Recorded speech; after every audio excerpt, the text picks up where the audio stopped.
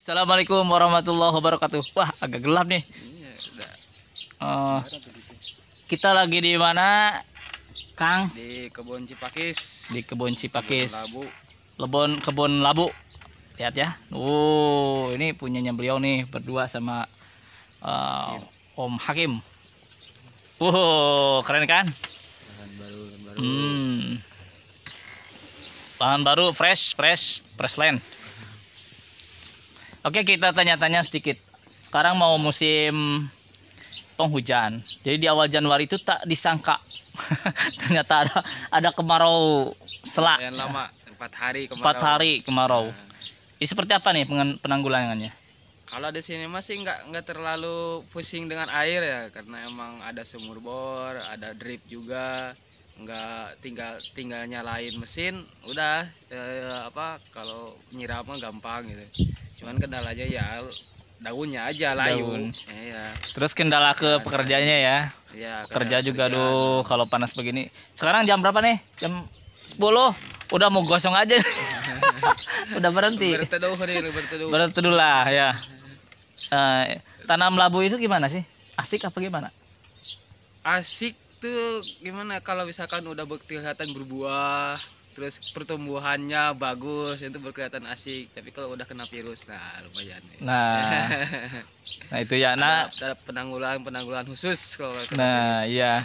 Jadi itu ya poinnya, tanam labu itu asik. Soalnya kan banyak yang ini. Ya. Cina itu pakai bambu Ya. gitu Cina. Memang kalau bambu mah agak ribet. Apalagi kalau sekarang kan bambunya susah, jauh juga. Ribetnya sih nggak diribet bambunya sebenarnya.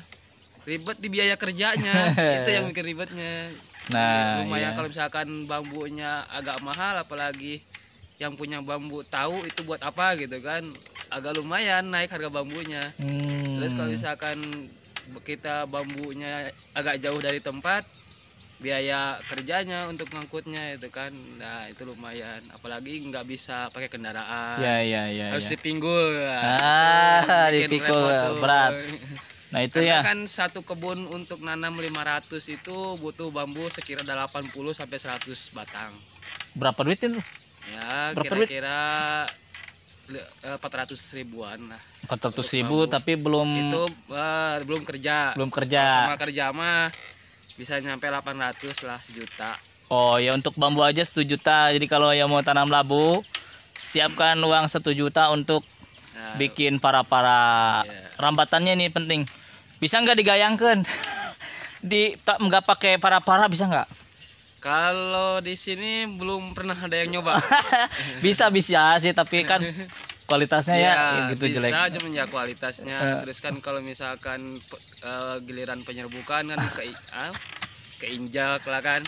Nah, Apa sih namanya, batangnya keinjak kan agak kurang etis lah. oh Tapi iya kalau betul. misalkan pakai para kan enak lihat buahnya itu. Ini lihat buah, terus bisa selfie di sini, foto-foto. Kalau mau petik buah di sini banyak selebgram. Banyak YouTuber juga ya yang update. Kemarin juga kita banyak tamu-tamu. Iya. Nah, yang mau main ke sini sekaligus mau tanya-tanya sama beliau aja. Ini Ada ini juga ya, suhunya. Ustadz Budan ya. Kalau saya mah bagian ngeliputnya aja. Nah, ini kalau soal benih nih, banyak yang tanya soal benih, katanya benihnya itu dari mana? Terus kemudian dapat benih kok kita yang minta kok nggak dikasih katanya. Kan banyak ya di channel ini juga banyak yang minta benih. Kemudian kami juga tidak menyanggupi karena itu intinya ya kita nggak mau Itu ambil ya, resiko. Iyalah, bukan resikonya, etika bisnis lah. Etika bisnis. Jadi itu ya. Bagian kalau misalkan ini kan benih itu satu yang kita nggak tahu dia itu seperti apa dalamnya, dan nanti ketika tumbuh akan seperti apa. Kalau misalkan jelek, aduh masya Allah kasihan. Padahal kita juga dulu pernah tanam. Yang ini ada yang punya Pak Husni ini 1.000, kemudian punya saya tuh waktu itu 300.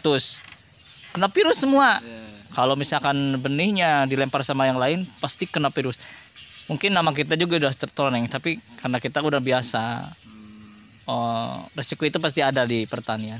Kemudian ini kalau 500 pohon itu estimasi keuntungan kotornya berapa bruto? Ya minimal harus dapat 1 ton. 1 ton itu ya, diuangkan berapa? 12 juta. 12 juta ya. Nah, untuk nanam 500. Tapi kan itu mah akumulasi ke belakang-belakang. Kita nanam ke berikutnya gimana supaya bisa naik gitu. Nah, itu kan kalau misalkan mau nanam 500 ya minimal dapat 1 ton gitu lah. 1 ton. Kalau 500 itu harus dapat 1 ton, berarti penghasilan kotornya 12 juta. Biaya ini, tapi biaya ini tuh harus dirata-ratakan kalau 3 kali, berarti biaya ini harus dibagi 3 nantinya.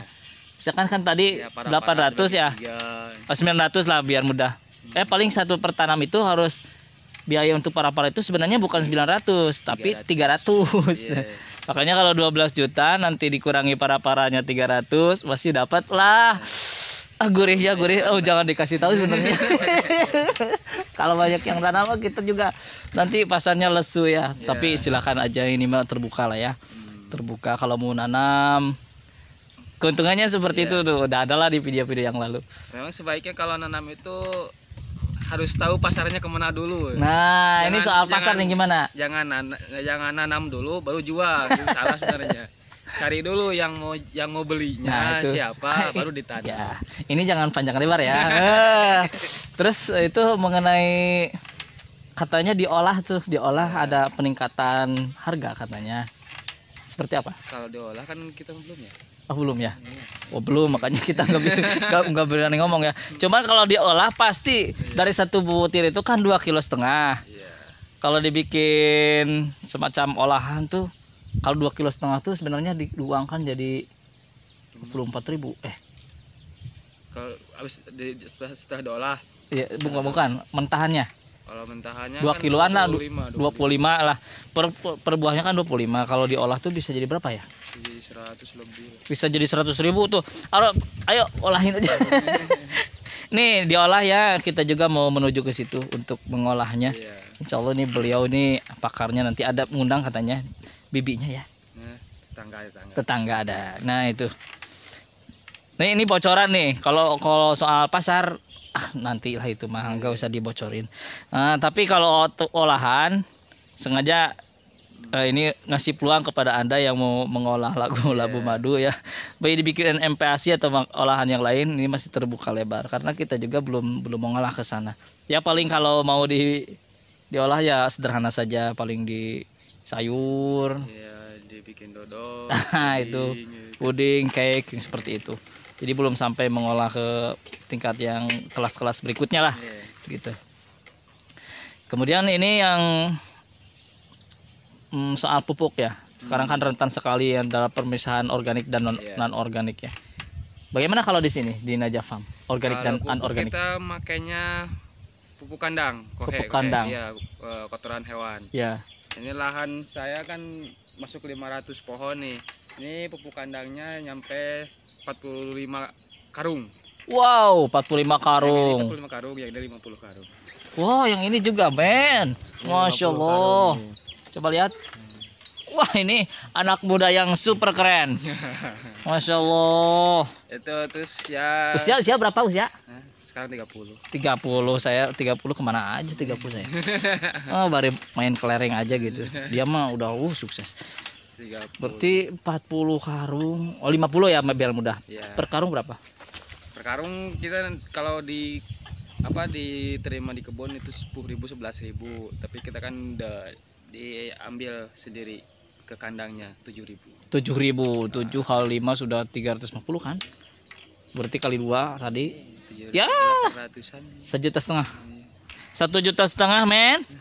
Untuk kohenya, jangan salah, semakin banyak kohe apakah semakin bagus? Semakin bagus lah. Kohe itu nggak ada takarannya sebetulnya. Oh, kohe nggak ada takarannya. Kalau misalkan semakin dikit ya jelek lah, tapi semakin banyak semakin bagus. Oh, bisa itu pengaruh juga ya. 2 kali. Katanya, bagaimana cara meningkatkan kualitas buahnya? Ada loh yang bertanya. Itu labu madu saya kok bahasa Jerman itu cangor, bahasa Jermannya.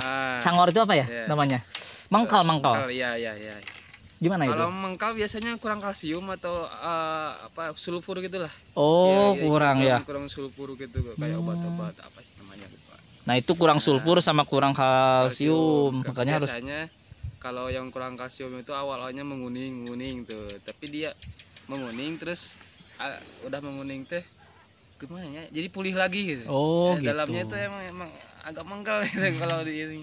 Saya merasakan semua lembu madu yang dari sini karena beliau juga kirim kemarinnya banyak sekali ke saya, ya. Masih ada di rumah saya. Tapi jangan ini karena itu stok untuk di rumah ya. Karena ini untuk ini makanan pokok saya ya. Ya. Ada loh yang nanyain, kok kenapa kok katanya lembu madu tapi di saya nggak manis? Saya bilang, saya di saya manis semuanya juga. Kenapa emangnya? Pupuknya gimana saya tanya. Terus tanahnya gimana? Oh, ternyata betul tadi. Tanahnya itu kurang diolah. Jadi sudah digumulkan juga unsur haranya sudah habis. Makanya kalau itu harus ada pengukuran ya. Ya. Kita kasih pakai pH sama kamu pakai yang baru itu yang dari Padang. Oh, EC. Oh iya. Iya, kayak itu. Nah, itu ya jadi mikronya harus ditakar juga. Kalau naikin pH mah gampang, soalnya pakai dolomit aja cukup. Oh gitu, pH tuh penting juga karena kalau asam kan nggak bisa nyerap ya pupuk. Kasih pupuk aja terus tapi pH-nya rendah, masalah itu. Iya. Naikin pH pakai ini juga 4 karung, ini 2. Iya.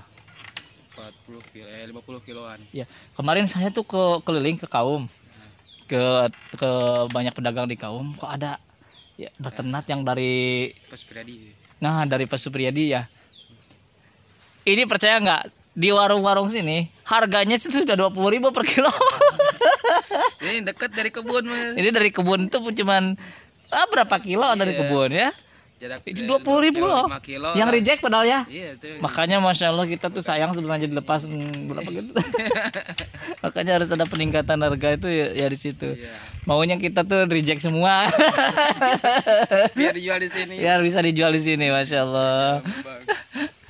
Tapi kan kita sudah terikat ya hubungan itu, jadi baik buruk khairihi wa syarrihi kita harus merelakan itu. Ya istilahnya kalau yang jelek pun yang tapi enggak, kalau rejectnya dari sini justru kualitas A ya, dari sana rejectnya dari sini tuh saya lihat masih kualitas A. Benar. Jadi supermarket tuh mereka bilang kualitas A. Wah, saya bilang ini kualitasnya C kalau di tempat kita tuh. Ya. Itu udah kena sortir di sini, kena sortir lagi di sana. Jadi yang sebenarnya yang kualitasnya dibilang reject di kebun ini masih kualitas A saya bilang. Ya, di supermarket itu. Karena kok saya lihat ya dari supermarket ada labu madu. Kok ini burik begini dibilang kualitas A gitu ya. Padahal di kita mah nggak masuk gitu, udah masuk ke pasar-pasar tradisional atau ya dikasih aja gitu mah ya. Mungkin gitu. Ini masuk reject itu ya dari sini bagus, datang ke sana busuk ya. Tapi yang dari sini reject di sana jadi bagus gitu lah. Bisa kayak gitu. Nah jadi itu masalahnya ya, masalah. Masya Allah, mudah-mudahan ya ke depan kita bisa punya pasar harga bagus, kita juga bisa mengolah. Kemudian bisa melebar tuh pasarnya lebih gede gitu, kemudian kita juga budidaya lebih banyak. Sekarang kita populasi berapa ya? Yang ini Pak Apip 2.000. Apip 2.000, ini 1.000. Ini 1.000 3.000. Pak Supriyadi 500. 3.500, kemudian di sana 1.000. Siapa? Di situ. Pak Sopana. Pak Sopana 1.000. 750. 750. 3 orang 250 20. Kalau 770 berarti 750 ya. 5.000. Enggak nyampe 4.250. Ya, ini populasinya sekarang semuanya petani di sini 4.250. Mudah-mudahan estimasinya ya kalau dapatnya itu per 500 itu 1 ton, berarti sekitar 10 ton 10 ton lah gitu ya. Jangan ngitung uangnya, nanti kaget. Nanti ada bilang hoax lagi. Wah, hoax itu cina. Masa hoax? Datang aja ke sini ya. Mudah-mudahan kita semua diberi kelancaran dalam budidaya, bisnisnya juga. baik kita yang sedang budidaya di sini maupun off taker yang mengupayakan pasarnya juga dapat pasar yang bagus, harganya tinggi. Tapi jangan tinggi-tinggi juga, kasihan konsumennya. Konsumen sebenarnya nggak masalah, yang penting kualitas. Oh gitu ya. Amin. Soalnya nih udah menyengir, udah pada nyengir nih. Pak Ustadz bilangnya gitu. Enggak loh, enggak. Ya ini kita gimana pasar aja bergerak, ikutin harga. Oke, terima kasih Kang. Ya, Kang Ustadz, sama-sama. terima kasih. Assalamualaikum pemirsa.